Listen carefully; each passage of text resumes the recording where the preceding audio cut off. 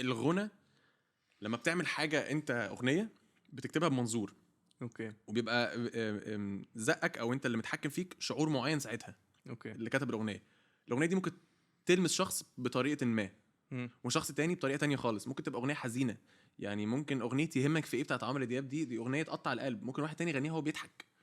فهي دي الفكره يعني واحد تاني يغنيها سوري يسمع الاغنيه وهو مش متضايق بس عادي حاسس بالكلام. فانا نفسي او ليه بختار الغنى لان انا عايز اعمل حاجه تلمس كل شخص بطريقته وعايز عايز احرك حاجه جوه الناس. الافلام بتعمل كده بس الافلام نهايتها مكتوبه.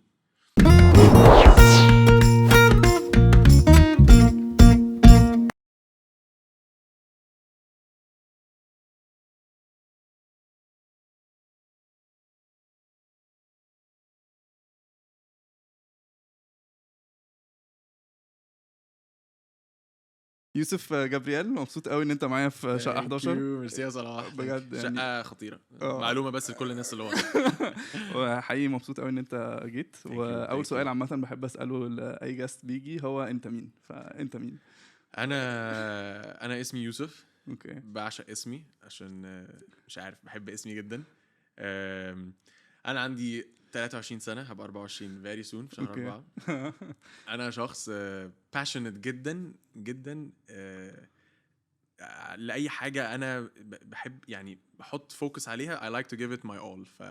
فهتلاقيني في التمرين احب give it my all. ما احبش ابقى distracted باي حاجه. فانا شخص بحب give my all لكل حاجه وادي حقها عشان ما اجيش بعدين اقول يا ريتني عملت كذا وعملت كذا. ما تحبش تندم على حاجه خالص. I try ان انا utilize كل حاجه يعني.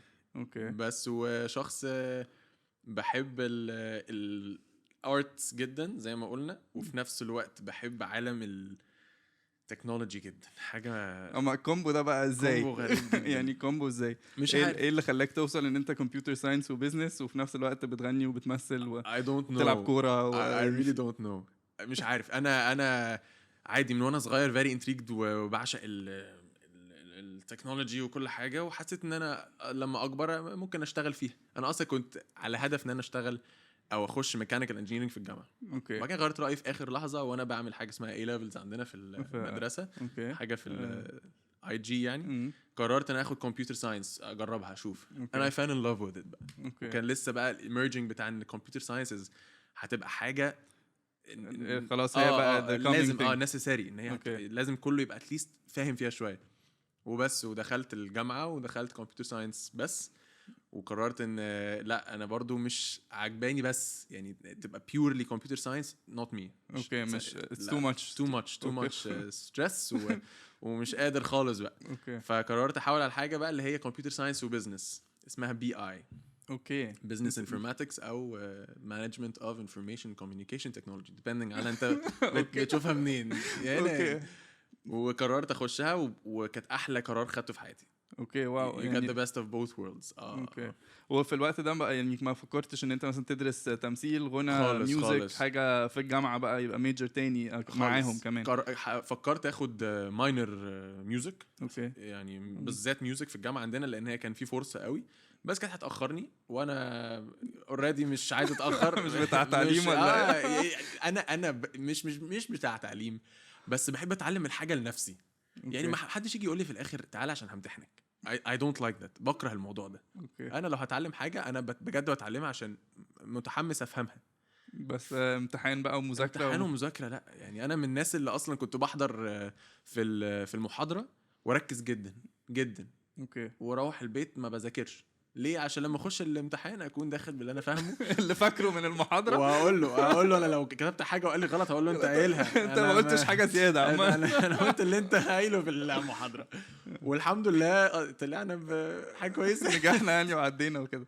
طب حلو وبس. طب لو رجعنا بقى قبل الجامعه والمدرسه الطفوله وبدايه الطفوله كانت عامله ازاي مع يوسف او مع جو؟ بحب الاثنين قوي. بحب الاثنين. الطفوله كانت حلوه جدا. انا وحيد. انا ما عنديش اخوات. اوكي فعاده في كده زي ستيريوتايب ان لان الطفل الوحيد ده متدلع. واخد كل حاجه. يا متدلع يا اما فيري يعني انتروفيرت جدا يا introvert اكستروفيرت بس. بالظبط. انت ايه فيهم؟ انا حاسس انا بصنف نفسي في حته ان انا اكستروفيرت. أوكي. يعني كده بعشق اللمه وبعشق الناس وبعشق كل حاجه. فالحمد لله كانت ضافت لي جدا في اللي انا بعمله دلوقتي. واهلي كانوا مصاحبيني جدا يعني. أوكي. طبعا كانوا اهلي اللي هو ما تعملش ومش عارف ايه بس في نفس الوقت كنا اصحاب. فكانت الطفوله طفوله صحيه، مش عارف أوكي. فاهم قصدي. it was a healthy childhood. أوكي. ما كانتش حلو. ما فيش اي تراما، ما فيش اي حاجه. فيش اي تروما ولا احنا مش عارفين ان في ما فيش؟ ممكن بجد شكرا. ممكن ما اكونش عارف في تراما، بس عادي مريت بحاجات كتير يعني. زي اي طفل مريت طبعا بحاجات، بس اللي هو في نفس الوقت لا overall انا ممكن اقول عليها ان انا الحمد لله it was a healthy childhood. اوكي. وبابا متزنه متزنه يعني الحمد لله الحمد لله. بابايا مزيكاتي جدا. اوكي. فالمزيكا من موجوده. موجوده من بابايا وعمي وجدي. اوكي. بمزيكا موت. وبابا بيلعب بيانو سماعي وعمي بيغني وبابا بيغني وجده يلعب برضو. اوكي. ده انتوا اللي هو من اي عزومه وبتاع بيبقى حرفيا أوكي. كنا بنقعد لو في اورج هتلاقينا قاعدين وبتاع وطبلة ونغني. اوكي. ماما بقى كانت الحنيه والدلع واللطافه ودايما بتشجعني ودايما وبابا دايما بيشجعني طبعا. بس اقدر اقول ان اللي ضاف لي قوي او اللي اداني الزقه جدا في المزيكا، بالذات المزيكا، لان طبعا انا ما كنتش بفكر خالص في التمثيل وانا صغير، بس الميوزك كان بابايا اوكي. اكتر في الحته دي. وبس من وانا صغير بدات اغني، وبابا كان كل شويه يعلمني اللي هو يسمعني الناس دي ويقول لي هم دول بقى المزيكا فعلا الحقيقيه، اللي هو فرانك سيناترا ومش عارف ايه الجيل القديم دوت. واتعلمت الغنى على اغانيهم، عشان كده لغايه دلوقتي بحب اغنيهم وبغنيهم. الاولديز اللي هي بتاعت الاولديز جدا بموت فيهم. وبس وتطورت بقى اتعلمت الغنى اكتر. اتعلمت ايه مع اهلك ولا مع لا لوحدي ما خدتش official vocal lessons not until now. بس انا I'm in contact مع كذا حد عشان وصلت المرحله خلاص بقى انا محتاج تيك ات بروفيشنالي بقى ان احنا نطور من هي عضله، فانت لازم تمرنها لان وصلت اللي انا اقدر اوصل له لوحدي. محتاج بقى الاضافه البروفيشنال انه يقول لي اعمل ايه. اوكي. بس طيب فانت اللي ابتديت الغنى متهيألي هي دي اول حاجه انت ابتديت بيها وابتديتها وانت صغير قوي. وانا صغير ايه 8 سنين ولا حاجه كانت اول جيج؟ لا ده مش جيج، ده انا هبهرك دلوقتي. استنى ده انا هبهرك. انا وانا صغير كنت في فرقه سبايس بيبي او سبايس ميكس. ايوه كده. دول للي ما يعرفوش لكل كاميرات بس مش عارف ابص عليها. دول بتوع اغنيه بابا فين. لو بابا فين ما تهزرش. هنا هو بالظبط. انا ما كنتش كانوا جامدين ومكسرين الدنيا في وقتهم جدا. ما كنتش انا في المين فيديو في الاول خالص ومين ذا مين سونج، بس طبعا لما دخلت سجلت على اللي كان موجود. مش عشان حاجه بس عشان لما نغنيها في الحفلات تبقى متطابقه يعني. الصوت ماشي مع الصوره زي ما بيقولوا في الافلام. وبس. ومن هنا بقى من دخولي الفرقه كانت هي دي الستارت بتاعت ان انا هو ده تقريبا اللي عايز اعمله في حياتي. I think ده اللي انا حسيته ساعتها. و it all goes back طبعا ان بابا هو اللي زقني يعني. هو اللي كان دايما ابتدت ازاي اصلا او ابتدت ازاي كان عندنا حاجه زي حفله بتتعمل كل سنه في المدرسه. اوكي. تالنت شو كده لا حاجه كانت بخصوص اسمها ايه اجازه نص السنه. بتتعمل كده فيستيفال يعني. سبرينج فيستيفال. فكانوا جايبينهم هم يبرفورم الانترتينمنت هم يعني بالظبط. وستيج بيبقى حفله كبيره قوي في المدرسه. في المدرسه. فجابوهم وكانوا ناقصين ممبر كان ماشي او كان الشخص ما كانش معاهم خلاص. وهم طلعوا وقالوا ان هم يعني احنا عاده بنبقى مش عارف 5 احنا جايين 4 عشان احنا خلاص ما بقاش معانا كذا بس يعني احنا تمام وهنبرفورم كل حاجه. فهم بيبرفورم. بابا راح جه في النص قال لي مش عايز تبقى معاهم في الفريق تخش معاهم؟ قلت له يلا طبعا وانا مش فاهم اي حاجه انا بلاص. عندك كام سنه ساعتها؟ كنت 8 سنين. اوكي. كنت صغير. كنت صغير جدا. ده اللي هو ثالثه رابعه ابتدائي 5 ابتدائي حاجه 8 10 سنين. كنت حاجه كده. كنت صغير جدا. لا كنت صغير.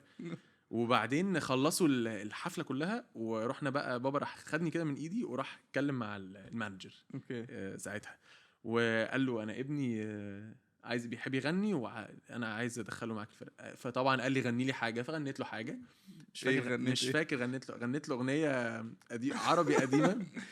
مش عمرو دياب مش ولا عمرو دياب خالص، كانت حاجه راندم موت. انا كطفل المفروض يعني غريبه ان انا اكون عارفها. كانت اغنيه هقول لك اغنيه فيلم خارج على القانون، حاجه لخالد عجاج. بص اوكي حتى ده راندم طفل 8 سنين بيغني لخالد عجاج، ده ما شاء الله يعني ما بتحصلش. بس فغنيتها له واتبسط جدا، وقال لي خلاص هنتقابل بقى في البيت مش عارف الاسبوع اللي جاي، وكلكم نروح كلنا يعني انا وبابا وماما.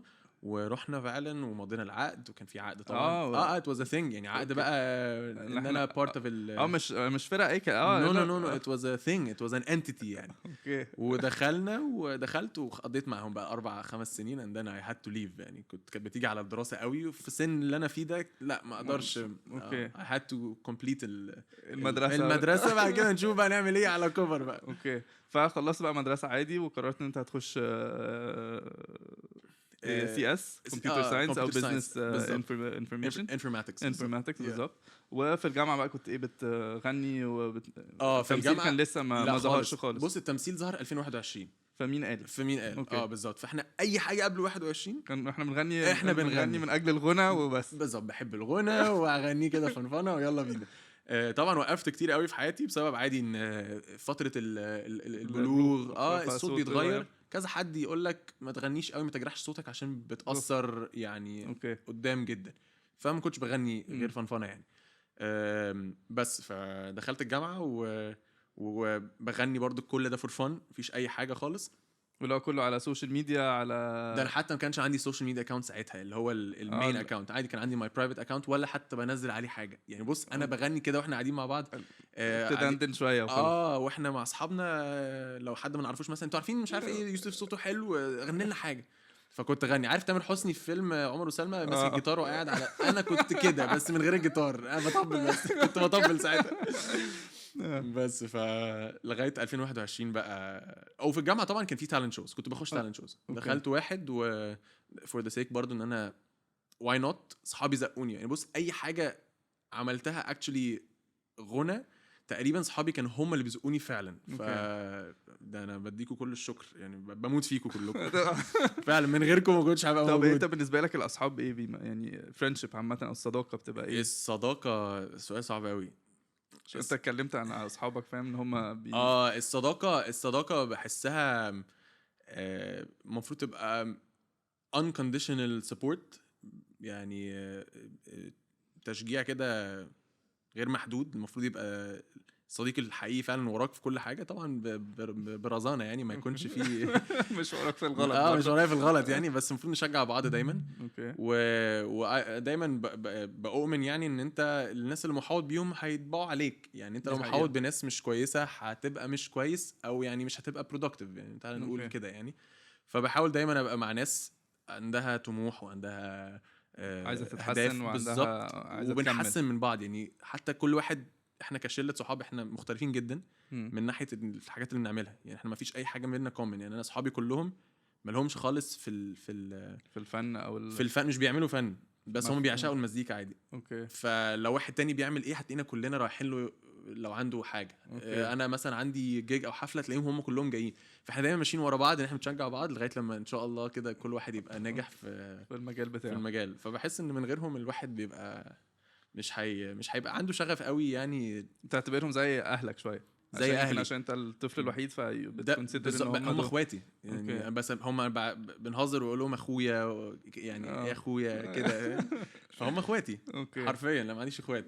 طيب فابتديت بقى في 2021 مين قال ايه بقى جات ازاي اصلا وانت واحد ما مش عايز يعني مش عايز تمثل بس مش في بالك؟ مش في بالي خالص. هو الاكونت اصلا اللي عملته للانستجرام كان بسبب شخصين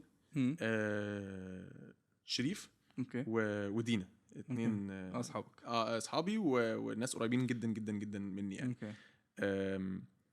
هم يعني قالوا لي بص انت لازم تعمل حاجه. انت لازم تعمل اكونت نزل عليه. مش هينفع يوتيلايز بقى اعمل اي حاجه.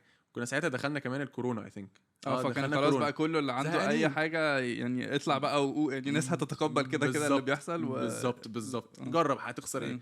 فقلت له مش عارف وبتاع. ماشي قلت لهم ماشي، والماشي بتاعتي دي اصلا معروفه ان انا مش هعملها. اوكي لو بتسكتهم يعني. بالظبط. فهم الاثنين راحوا عملوا اكونت باسمي ليا، وادوني اليوزر نيم والباسورد، قالوا لي اتفضل احنا عدينا لك الستيب، انت يا دوب تنزل. قلت لهم حاضر، وما نزلتش حاجه. قالوا لي طب ابعت لنا انت عايز تنزل ايه. واو ده سبورت، ده انكونديشنال سبورت فعلا. مرعب. عملوا جروب عملنا جروب على الواتساب، كنا احنا فيه 3 وبنقرر هنغني ايه ومش عارف ايه. فلا الموضوع كان فظيع يعني. فبس فعملت اغنيه كده نزلتها على الاكونت، و it did very well على اول حاجه وبس. وابتدينا واحده ننزل، بس كنت بنزل طبعا بطيء يعني، مش بالريت اللي المفروض الواحد يكون يعني بيعمل مش كل يوم بقى وانت عايز تبنتريت وتخش لا خالص. كنت بعملها كده عشان لقيت الموضوع لطيف والناس قبلاه يعني، فيلا بينا.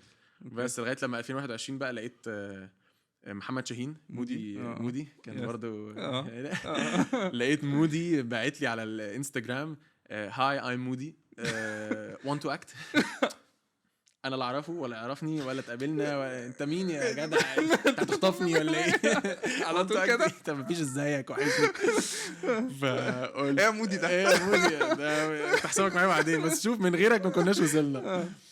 قلت له انا ما شفتش المسج بس راح ادينا قالت لي هم كلهم كانوا عندهم اكسس على الاكونت. فراحت قالت لي على فكره في حد بعت لك مسج بيقول لك you want to act ما اخش شوف ايه. قلت ماشي واي نوت. فدخلت صراحه انا دخلت بهدف ان انا بهزر بجد، انا بقولها عادي علني يعني واي نوت، بس الموضوع ماشي حلو يعني.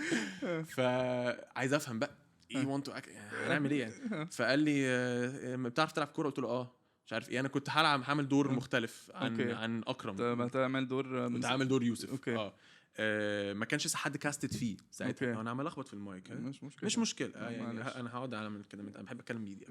فكنت هعمل دور يوسف يوسف مسلحي. بس هو عمله 100 حتى ايكونيك جدا، في جمل ايكونيك مش هنقولها دلوقتي هنا. فقلت له يلا بينا، وقال لي طيب بص ابعت لي مش عارف فيديوز وانت بتلعب، فيديوز وانت على طبيعتك، صور مش عارف ايه.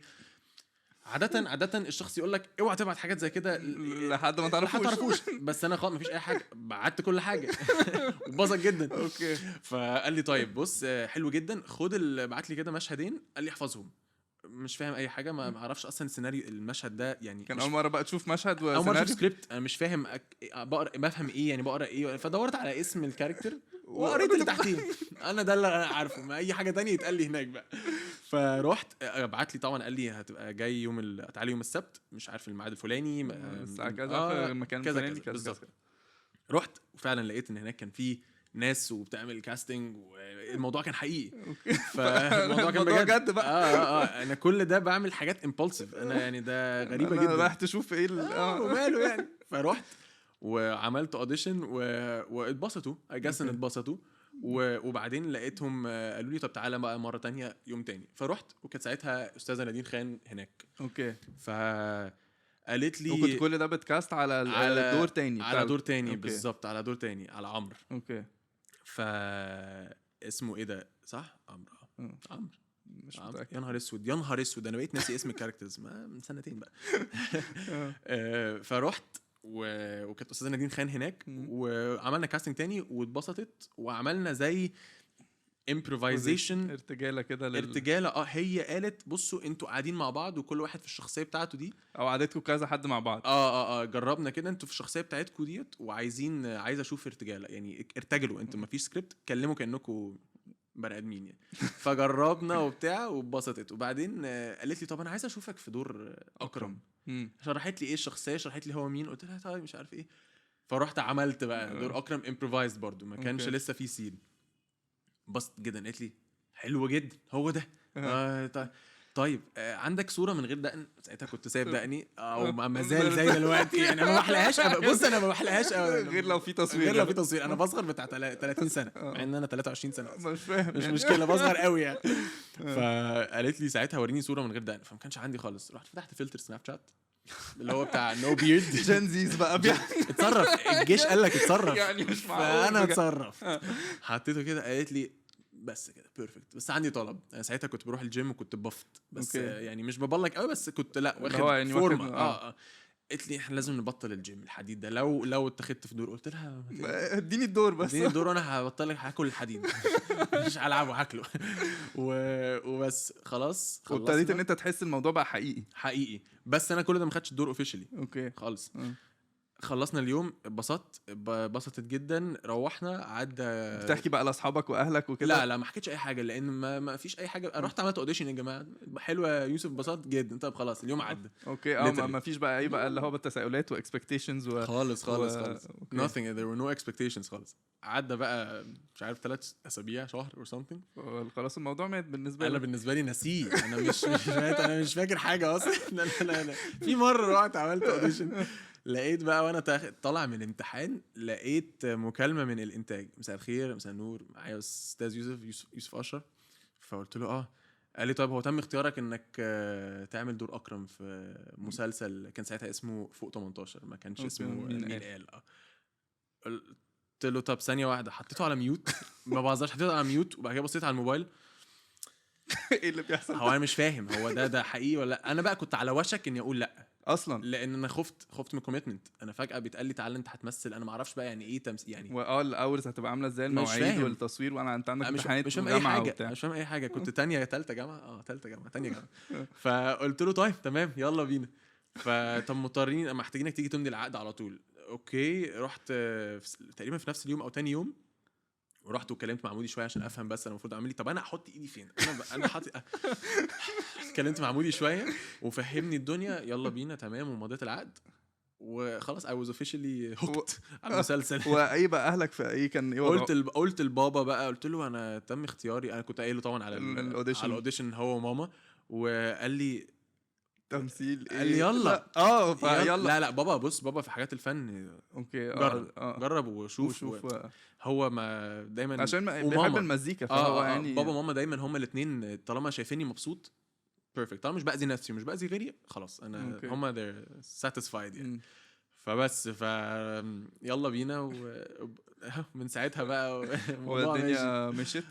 طب حلو. وبعدها عملت ريفو 2. اوكي ريفو 2 كانوا عايزين دور واحد برضو بيغني. وجات لي المكالمه من الكاستنج دايركتور ريم او شركه كانت ريم اللي كلمتني فعلا. قالت لي تعالى عايزينك تجرب تكاست لشخصيه في مسلسل. ما قالتليش ايه اصلا. اوكي بس ادتني السكريبت برضو احفظ اللاينز. فرحت وشرحوا لي انا داخل ريفو. طبعا شفت ريفو ايه ده، طيب ماشي ده تحفه. فرحت وهم كانوا عايزين حد بيغني برضو. يعني حد عنده القابليه انه عشان لو غنى في المسلسل حقيقي، وده اللي حصل في كذا مشهد يعني. اوكي يعني يبقى عنده الغنى نفسها او التالنت يعني. فجربت وبسطوا جدا ومش عارف ايه وبرضو تمام. طيب خلاص هنشوف وهنكلمك. برضو عدى. انا بقى ساعتها خلاص انا فهمت اللي هو طب انا I should wait for a call يعني. انا المفروض استنى حاجه. طيب لقيتهم فعلا كلموني قالوا لي تم اختيارك انك تعمل دور رامي في مسلسل ريفو 2. كنت ساعتها انا فاكر انا كنت في كلاس في الجامعه معين وكنت متضايق جدا وفرحت بقى ساعتها. وبرضو جاي لي نفس احساس الخوف بالكوميتمنت.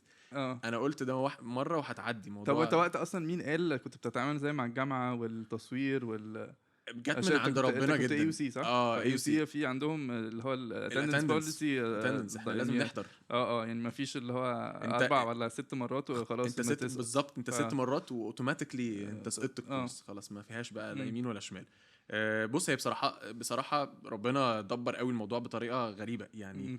ممكن الاقي مرات يبقى عندي تصوير في وقت عندي امتحان. هم كمان كانوا بصراحه متفاهمين جدا في موضوع الامتحانات جدا كإنتاج كانوا بيساعدوا جدا. كانوا فاهمين.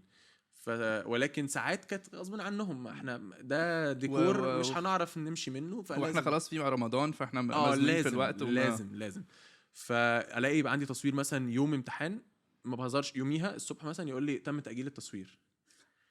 فاقول ايه ده؟ طب ده انا هركز بقى اخش اذاكر بقى ببقى شايل هم ان انا هخلص امتحان واروح فين ولا هعمل ايه ولا اصلا همتحن امتى. جت كده بجد، جت من عند ربنا موت. I was very blessed. وبعدين اتعلمت بقى من التجربه مين قال دي ان انت ازاي تسيستم بقى ازاي الدنيا؟ سيستم الدنيا. بقيت دايما اسال قبليها احنا اكسبكت نصور امتى، لو قال لك نوفمبر يعني هنبتدي في يناير اللي بعديه اصلا. ما حدش بيبتدي في مواعيد، واحنا بس لازم الموضوع ده يبقى مفهوم. فجت كده. وطبعا بعد مين قال حصل شيفت في الناس عرفتك اكتر. حتى في الغنى اتعرفت اكتر جدا جدا. او ما حدش كان عارف اني بغني ساعتها من الناس اللي اتفرجت على مين قال. هم اتفاجئوا لما دخلوا على الاكونت على الانستجرام، لا إيه ده بيغني. هم لقوا شخصيه تانية خالص. يعني اللي في مين قال كان طالع ولد انطوائي بس في منك شويه، في مني جدا جدا في طبعا. منك طبعا ما لازم لازم مني يعني في منك ايه الحاجه اللي فعلا دي يوسف ودي اكرم. بخاف على دراستي جدا. اوكي. زي اكرم بخاف عليها، اللي هو يعني مش دحيح، بس اللي هو لا ما بحبش مش هفوت يعني مش هفوت. لا ما بعرفش افوت اصلا. انا حتى كانوا بيتريقوا عليا اصحابي ان دايما بروح الكلاس اون تايم. بس ماتت جوايا طبعا قدام في الجامعه ان انا اروح كلاس. ما بروحش الكلاس اصلا. لا بروح ادفع كتير. بروح. في ايه، بحب اصحابي جدا يعني. اكرم اللي هو هيروح ورا صاحبه او هيشجعه. بحب دايما اشجعه وبخاف عليهم جدا. بخاف على اصحابي ان جنرال. ايه تاني؟ اكرم كان وحيد، انا وحيد. كانش عندي اخوات. بس فحاسس ان دول كانوا كومن قوي. لكن غير كده لا، اكرم كان انطوائي جدا، كان خجول. بحس ان ده مش انا خالص. في الحقيقه هتلاقيني اظن احنا اكتشفنا بره. طب بتشوف نفسك كويس في ايه عامه؟ مرعب. يا نهار ابيض. ده ليمون على شويه قرفه كده. مرعب. بشوف نفسي كويس في ايه؟ مش عارف، ما بعرفش اجاوب على السؤال ده. بشوف I think الناس هي اللي تقدر تقول الشخص ده كويس في ايه. بحس كل واحد فينا ساعات بيبقى عارف هو كويس في ايه او شاطر في ايه او حتى بيبقى جاله فيدباك من الناس اللي هو انت صاحب كويس، او انت بتسمع كويس، او انت بتدي ادفايس كويس، او انت حتى ممثل شاطر او مغني شاطر. ثانك يو مان. اتقالت لي مثلا اني كاريزماتيك اون ستيج. اوكي. وبصراحه ده بيبقى احلى فيدباك بحب اسمعه من الناس. لان انا فعلا ببقى على الستيج انا بقى مش عارف نفسي على الستيج. انا ببقى I'm enjoying myself. انا على الستيج بتبقى وعايش اللحظه والمزيكا جدا يعني. مش بفكر قوي انا هقول ايه ولا بعمل ايه. لا انا بسيب الموضوع يمشي طبيعي. طبعا ببقى مجهز يعني هنغني ايه اكيد والحاجات دي وعاملين بروفا وكل حاجه. بس على الستيج بيبقى الموضوع طبيعي جدا. فيري سبونتينيوس وبتمبروفايز او بترتجل حاجات وبتنجيج مع الجمهور وكده. I love it. و I think ده برضو صب في حته ان ده اللي مودي شافه برضو فيا. قال لي انا شايفك كاريزماتيك ورا الكاميرا لما كنت بعمل شويه حاجات على الانستجرام. فقالها لي، قال لي سالته انت ايه اللي خلاك يعني تختارني او تشوف حاجه فيا. قال لي لا حسيتك كاريزماتيك ومش عارف ايه. وطبعا انت عارف مودي عنده عين حلوه بجد. مودي عينه حلوه جدا جدا. مودي هو اول حاجه انا اشتغلتها في 2020 كان هو مودي. سبحان الله. يعني كومن فاكتور ما بيننا. انت فين يا مودي؟ انت فين في حياتنا؟ بس طب بتشوف نفسك مش كويس في ايه؟ مش كويس في ايه؟ حلو قوي السؤال ده. زي رياليتي تشيك كده مع الواحد. رياليتي تشيك. مش كويس في تنظيم حياتي شويه. يعني حاسس ان انا محتاج اتعلم ازاي ابرايورتايز حاجات معينه واتعلم اقول لا. اوكي. دي حاجه مهمه جدا في الحياه. ما بعرفش اقول لا عامه. ما بعرفش اقول لا عامه. مش عشان حاجه، بس ما بعرفش. عايز لو حد طلب مني حاجه هحاول اعملها له او ببقى عايز اعملها له. فساعات بتيجي عليا ان انا باخد كذا ميعاد كذا حاجه في نفس الوقت. فبضرب بقى حاجات في بعض. انت بتعك الدنيا كده. بعك الدنيا وبيبقى حاجات فيها اعتماديه كبيره. يعني اللي هو معتمد عليا في حاجه، بس غصب عني انا من كتر ما عايز اساعدك او اقول لا او اقول سوري ما بعرفش اقول لا. بتكسف اقول لا. فبتيجي عليا ساعات. بتيجي عليا جدا. حلو. طب انت قلت لي ان انت كنت درست كمبيوتر ساينس وبي اي ومش عارف ايه وبتاع. وانت بتشتغل شويه حاجات ليها علاقه بده. ايه بقى؟ بشتغل حاجه اسمها لسه احنا قبل الحلقه بيقول لي انا عندي مش عارف بقى كونسلت مش عارف ايه بارت اوف كونسلتنج طبعا. بشتغل اي تي اوديتور في شركه بي دبليو سي. اوكي. طب وايه بقى الغنى والتمثيل والاي تي؟ احكي لي حياه مختلفه تماما. بص انا اكتر حاجه بقى عجباني في الموضوع ان ان هو منفصلين عن بعض جدا تاني. طب اقول لك ايه بقى، الله هو اقول لك مشكله في البتاع دي عليه شويه. لا انا مبسوط كده، بقول لك يعني هلعب هنا كده. اوكي. اكتر حاجه عجباني ان هو الحياه مختلفه، يعني انا مش محاوط بنفس السيركل وحتى نفس الناس فبتشوف حاجات مختلفه طول الوقت. بالظبط. بس دي احلى حاجه وتقريبا هي دي اللي مخليني متمسك قوي بالشغل يعني. اوكي. بفصل تماما يعني. وبيبقى عندك بتدي لك زي انرجي جديده او طاقه جديده ان انت يبقى عندك الباشن للمزيكا وللتمثيل. بالظبط كده، ان انا لما اخلص انا متحمس جدا. لو في حفله لا ده انا يلا بقى اجهز، لو في اي تصوير اجهز قوي. فبحس ان لا يعني اتس بريك عامه. يعني لو تصوير او لو الشغل الصبح كوربريت يعني اتس بريك فروم بوث يعني. اوكي. طب والتايم مانجمنت بقى الوقت مرعب ما فيش اي حاجه زفت وانت اصلا بنت ما بتقولش لا. بالظبط، ما انا بقول لك جاي عليا جدا، انا حالتي بالبلا، انا تعبان جدا. تنظيم الوقت سو فار ماشي كويس. اوكي. ما اعرفش بارك بقى الدول الوالدين دول غالبا طبعا مليون في المية. بس اكيد هوصل لبوينت وهضطر اختار حاجه فوق التانية depending على انا ايه اللي انا شايفه انت ربنا اراد ان انا اكبر في ايه يعني. اوكي. اتمنى اكبر في الاثنين، بس دي مستحيل، ما حدش ياخد كل حاجه، ما حدش ياخد كل حاجه، الحياه صعبه. دي حقيقه.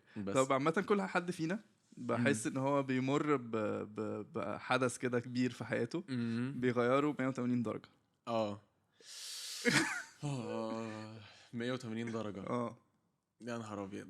او عارف كل لو بصيت لها من الناحيه الارتستيك اي فيلم بيبقى فيه ماستر سين اللي بيحرك فاهم البطل مسار الدراما كله. فاهمك ايه جدا. بقى اللي حصل لو عايز تحكيه احكيه وهغير فيك ايه.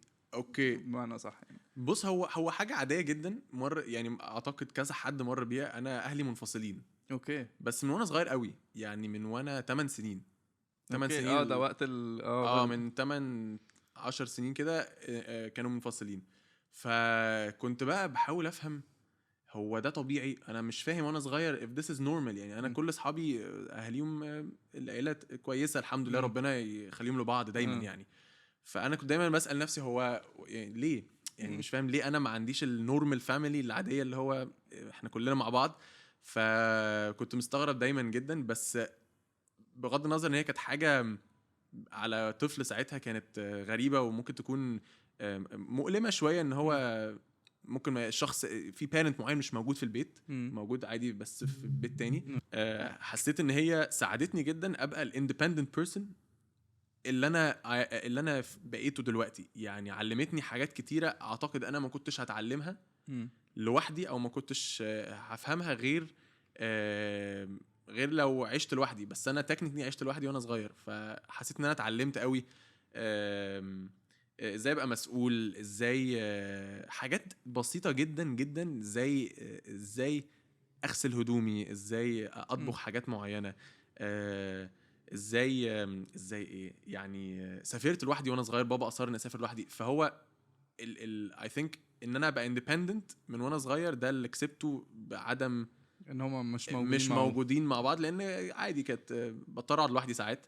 فده كبر فيا ان انا ابقى independent على كبير، مش معتمد على حد، مش بطريقه وحشه بس مش معتمد على ان حد ياكلني، مش معتمد على حد ان هو محتاج حاجه فيعملها. بصلح الحاجات في البيت، بجيب حد يصلح، فواقف بتعلم منه. وصلت معايا للمرحله دي فغيرتني جدا جدا على كبر بقى. اقدر اقول this is the turning point. ايوه حلو.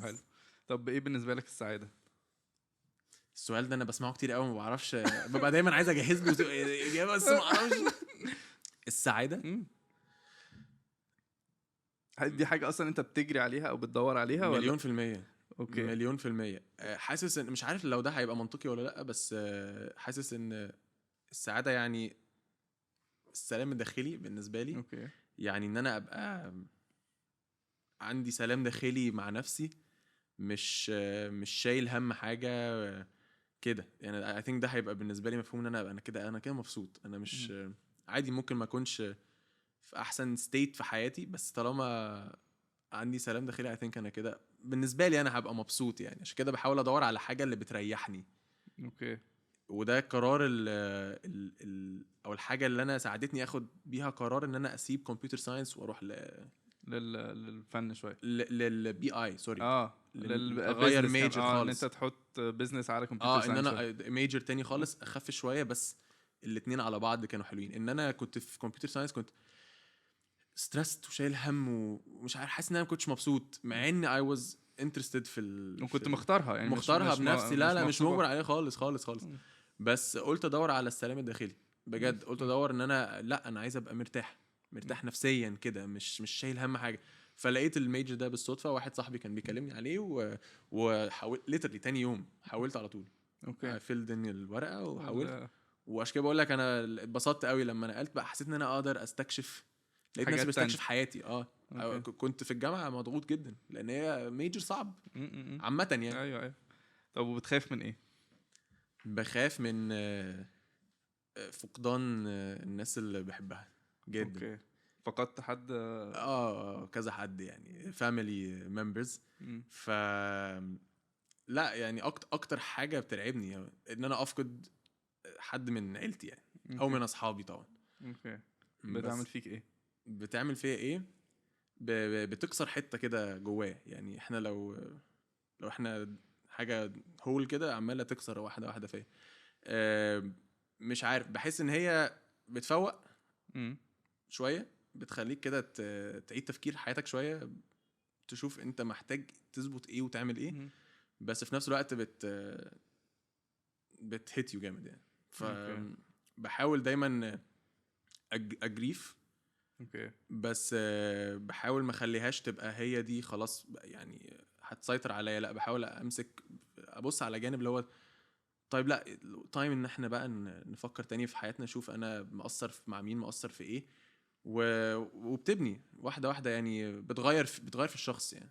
اتمنى تكون بتغير في الشخص بطريقه كويسه. اكيد لا بتغير ديفنتلي. يعني الفقدان ده بشوفه حاجه من الحاجات اتس انيفيتابل. هي حاجه هتفضل بتحصل طول الوقت هتحصل. هو الفكره ان الواحد لما يحصل الموضوع ده ازاي يتعامل معاه وازاي يقدر يستوعبه ويتخطاه.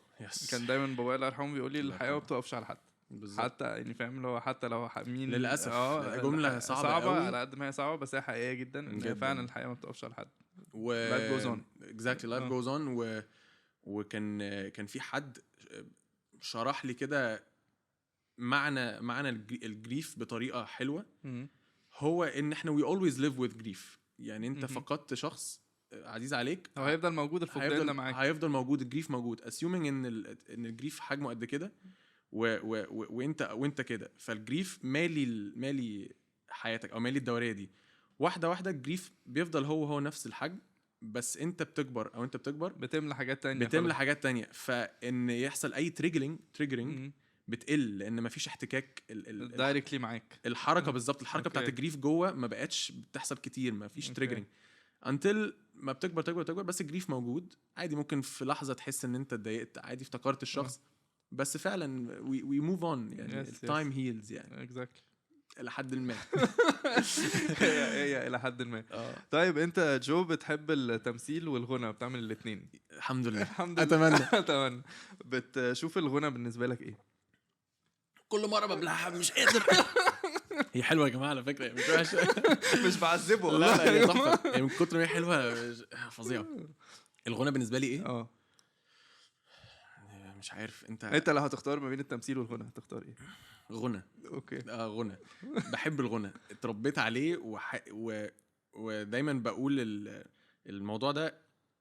الغنى لما بتعمل حاجه انت اغنيه بتكتبها بمنظور اوكي وبيبقى زقك او انت اللي متحكم فيك شعور معين ساعتها. اوكي اللي كتب الاغنيه دي ممكن تلمس شخص بطريقه ما وشخص تاني بطريقه تانية خالص. ممكن تبقى اغنيه حزينه يعني ممكن اغنيتي يهمك في ايه بتاعت عمرو دياب دي اغنيه تقطع القلب. ممكن واحد تاني يغنيها وهو بيضحك. فهي دي الفكره يعني. واحد تاني يغنيها يسمع الاغنيه وهو مش متضايق بس عادي حاسس بالكلام. فانا نفسي او ليه بختار الغنى لان انا عايز اعمل حاجه تلمس كل شخص بطريقته وعايز احرك حاجه جوه الناس. الافلام بتعمل كده بس الافلام نهايتها مكتوبه. الافلام السينز والسيتويشنز معروفه مكتوبه. لكن انت ما تعرفش الاغنيه اللي انت هتعملها دي هتعمل ايه هتاثر في الشخص اللي قدامك ازاي. يو دونت نو. انت بتحط الاغنيه انت كاتبها بتفكر في حاجه اصلا، بس تسيبها بقى هي تماتشور مع الناس بطريقه والناس بتبرسيفت او بتستقبلها كل حد بطريقه مختلفه. اوكي. لكن الافلام بتبقى في مورال في الفيلم مش هيتغير. لو البطل هيطلع في الباد جاي لو بقى جود جاي، ما هو ده المورال اللي ممكن اي بني ادم وحش يبقى كويس. بالظبط. فمش it will always be perceived the same من كل الناس. اوكي. فبحس ان المزيكا فيها الادج البسيط ده ان it's tailored لكل شخص. اوكي. ومتهيألي انت عشان برضو متربي عليها فهي في البيت دي الاجابه السريعه. انا بعشق المزيكا.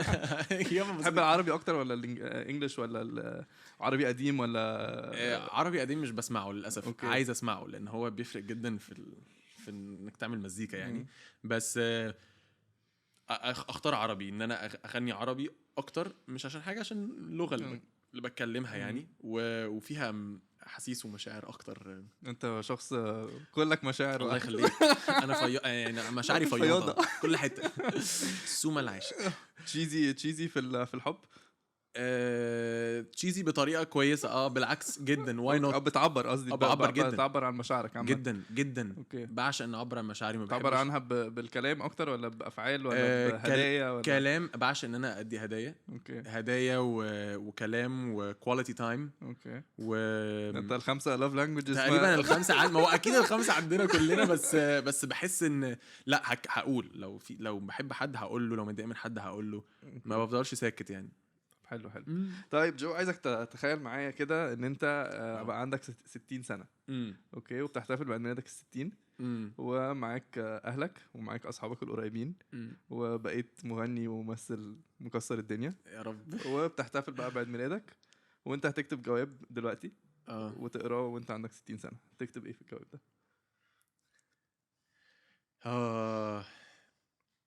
هكتب ايه في الجواب ده؟ انا بكلم نفسي. يس. يعني انت هتكتبه دلوقتي وبعدين هتقراه وانت عندك 60 سنة. هكتب ان تقول لنفسك ايه؟ هقول لنفسي ايه؟ هقول لنفسي اني مش ندمان على اي قرار خدته. اوكي. حتى لو كان صعب، مش ندمان خالص. هكتب اقول ان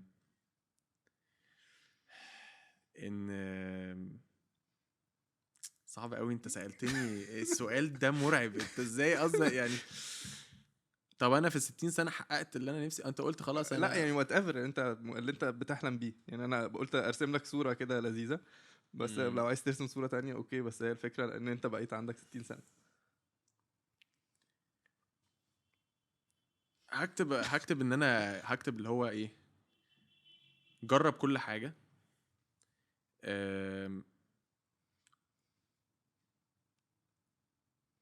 عيلتك should always be a priority. اوكي. regardless. ما تأثرش معاهم ابدا. انت جيت في زنقتني زنقة يعني. يا نهار ابيض. طب انت هتكتب ايه؟ قول لي انت هتكتب ايه؟ هكتب ايه؟ هكتب غالبا اتمنى ان انت تكون راضي عن نفسك حلو قوي ووصلت لفكره الرضا عامه. ان انا دي حاجه انا بسعى لها طول الوقت، لان انا كشخص مش بطبعي ما برضاش بحاجه قوي. اوكي. which is very دي حاجه مؤلمه جدا لبني ادم ان هو يبقى عايش بيها. ان انت طول ما انت بتعمل حاجه طول الوقت عايز الاحسن طبعا. حتى لو وصلت لحته معينه. انا دايما بفكر نفسي كل شويه ان انا من سنه كنت فين، صح. ودلوقتي صح. بقيت ايه. صح. لما الاقي نفسي ان انا مش راضي، طب انت من سنه كنت بتعمل ايه صراحه؟ صح. فلو صح دلوقتي أوي. فالرضا دي حاجه مهمه قوي. اتمنى ان انت تكون لقيت الراحه اللي انت نفسك فيها. ان انت وصلت لها. اللي هو قادر بقى راحه مع نفسك، راحه مع عيلتك، راحه مع اصحابك، راحه مع شغلك. صح.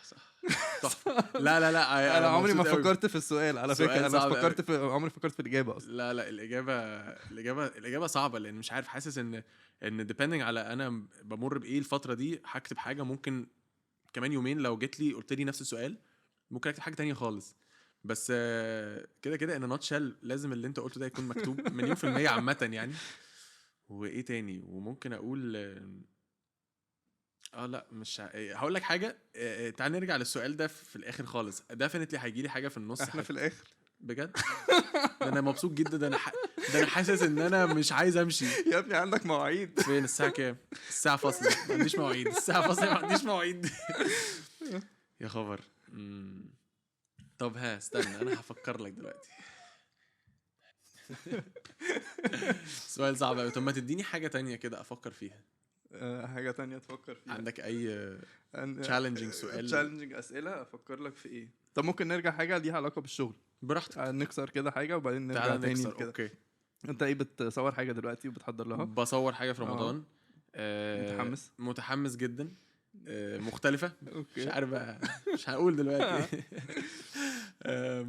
متحمس جدا، مش عشان حاجه بس عشان كل تجربه الواحد بيتعلم منها يعني. regardless بقى هو دور صغير دور كبير دور صعب دور سهل، بس you always learn من كل حاجه بتتعمل يعني وبتعملها. طب هسألك سؤال تاني. بتطور نفسك ازاي؟ عشان انت قلت حاجه مهمه قوي ان صوتك هي عضله، فانت عايز طول الوقت ان انت تكبرها او يعني تشتغل عليها عشان تتحسن. فده في الغنى. بتشتغل على نفسك ازاي؟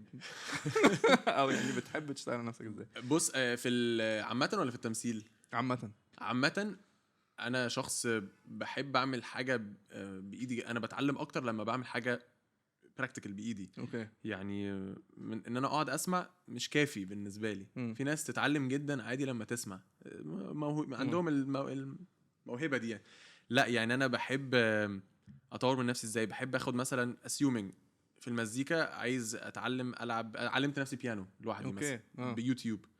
ببتدي بمشي ورا ستابس معينه، بعمل بشوف بخش بجرب بسمع كتير. هو depends على انت بتتعلم ايه يعني. انت لو مزيكا لازم تسمع كتير عشان تتعلم. تمثيل مثلا انا ما كنتش عارف ان عندي حاجه موجوده جوايا تمثيل، بس بقيت دلوقتي وانا بتفرج على افلام ومسلسلات بركز قوي في الاداء بتاع شخصيات معينه. عايز اشوف هو ليه يعني بقعد اسال نفسي ليه عمل كده هنا، ليه اتكلم بالطريقه دي، ليه وهو زعلان ما كانش اوفر وعيط ومش عارف ايه. لان الناس فاكره ان الزعل يعني عياط لا خالص. انا بحسها اقوى لحظه في العياط او في الحزن ما قبل ما الدمعه تنزل. بالظبط. ممكن يبقى هادي وما يتكلمش، وممكن اصلا ما ينزلش دمعه. انت ممكن واحد يبين لك زعل بس من رياكشنات وشه. فبقيت بحاول اقعد اتعلم الحته دي. انا عايز اخد طبعا نفسي اخد ورك شوبس اكتر بس مش لاقي الوقت. بس ده برضو حاجه مهمه قوي اشجع ان اي حد في اي مجال يعملها. مش غنى بس. واكيد انت I think you would لينك قوي ان الورك شوبس دي بتاثر في الحياه. هي عضله برضه. هي نفس هي بتفتح حاجات كتير قوي انت مش عارفها عن نفسك. صح بتخليك طول الوقت كأن عندك جوز بامس او كل النيرف اندنجز بتاعتك اعصابك كلها فاهم صح طالعه كده. فاهم اللي هو اي حاجه اللي هو اي هوا هتاثر فيك. يس. طيب توصلت الاجابه او عايز ايه؟ اقدر اقول يعني برضو جمله اتمنى دي حلوه عجبتني. اتمنى ما تكونش قصرت مع حد. اوكي. يعني اكتر حاجه بتهونت مي ان انا اكون حاسس ان انا مقصر مع حد. ما بعرفش. بحاول دايما احاول اروح اصلح الدنيا، اصلحه واصلح الشخص. فاتمنى يكون دايما